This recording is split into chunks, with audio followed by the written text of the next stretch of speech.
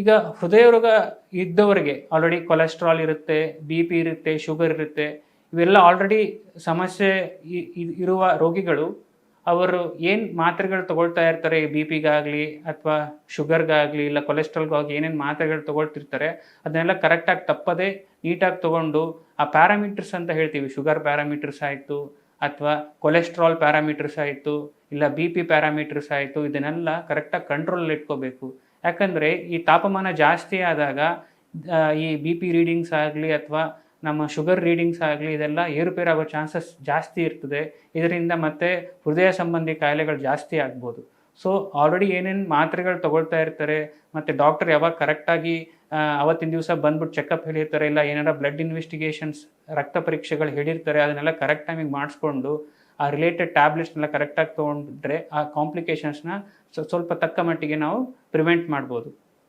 ಆಮೇಲೆ even normal patients ಆಗಲಿ ಅವ್ರಿಗೇನು ಕಾಯಿಲೆ ಸಂಬಂಧ ಇರಲಾರ್ದವ್ರು ಕೂಡ ತಾಪಮಾನ ಜಾಸ್ತಿ ಇದ್ದಾಗ ಸ್ವಲ್ಪ ಪ್ರಿಕಾಷನ್ಸ್ ತೊಗೊಳ್ಳೋದು ಒಳ್ಳೆಯದು. ಹೇಗೆ ಅಂದರೆ like extreme temperatures of the day, ಅಂದರೆ ಲೈಕ್ ಮಧ್ಯಾಹ್ನ ಸಮಯದಲ್ಲಿ ಟೆಂಪ್ರೇಚರ್ಸ್ ಭಾಳ ಜಾಸ್ತಿ ಇರ್ತದೆ. ಅಂಥ ಟೈಮಲ್ಲಿ ನಾವು ಹೊರಗಡೆ ಎಕ್ಸ್ಪೋಜರ್ ಮಾಡ್ಕೊಳ್ಳೋದು ಕಡಿಮೆ ಮಾಡ್ಕೋಬೇಕು.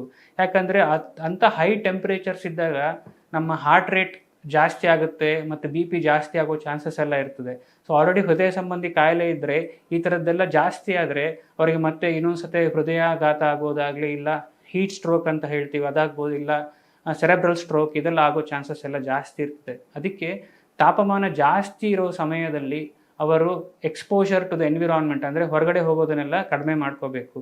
ಆಮೇಲೆ ಈಗ ಈ ಎಕ್ಸ್ಟ್ರೀಮ್ ಟೆಂಪ್ರೇಚರ್ಸಲ್ಲಿ ಹೋದಾಗ ಸನ್ ಬರ್ನ್ ಆಗೋ ಚಾನ್ಸಸ್ ಜಾಸ್ತಿ ಇರ್ತದೆ, ಅಂದರೆ ಚರ್ಮ ಸುಟ್ಟೋಗೋದು. ಈ ಚರ್ಮ ಸುಟ್ಟೋಗೋದೆಲ್ಲ ಜಾಸ್ತಿ ಆದರೆ ಅಗೇನ್ ಅದರಿಂದ ಬಿ ಪಿ ಮತ್ತು ಶುಗರು ಇಲ್ಲ ಏನಂತಾರೆ ಹಾರ್ಟ್ ರೇಟ್ ಎಲ್ಲ ಜಾಸ್ತಿ ಆಗೋ ಚಾನ್ಸಸ್ ಜಾಸ್ತಿ ಇರ್ತದೆ.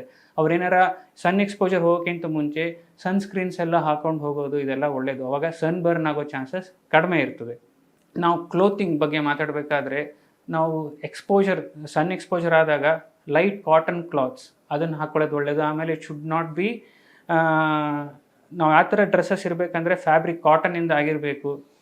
ಕಾಟನ್ ಫ್ಯಾಬ್ರಿಕ್ಸ್ ಹಾಕ್ಕೊಂಡ್ರೆ ಅದರಲ್ಲಿಂದ ಟೆಂಪ್ರೇಚರ್ ಸನ್ ಎಕ್ಸ್ಪೋಜರ್ ಅಥವಾ temperature absorption will be less. So ನಮಗೆ ಸ್ವೆಟ್ಟಿಂಗ್ ಜಾಸ್ತಿ ಆಗಲ್ಲ, ಆಮೇಲೆ ಲೈಟ್ ಎಲ್ಲ ರಿಫ್ಲೆಕ್ಟ್ ಆಗೋಗುತ್ತೆ. ಆ ಥರ ಫ್ಯಾಬ್ರಿಕ್ಸ್ ಹಾಕ್ಕೊಂಡ್ರೆ ಅವಾಗ ನಮಗೆ ಸ್ವೆಟ್ಟಿಂಗ್ ಆಯಿತು, ಡಿಹೈಡ್ರೇಷನ್ ಇದೆಲ್ಲ ಆಗೋ ಚಾನ್ಸಸ್ ಕಡಿಮೆ ಇರ್ತದೆ.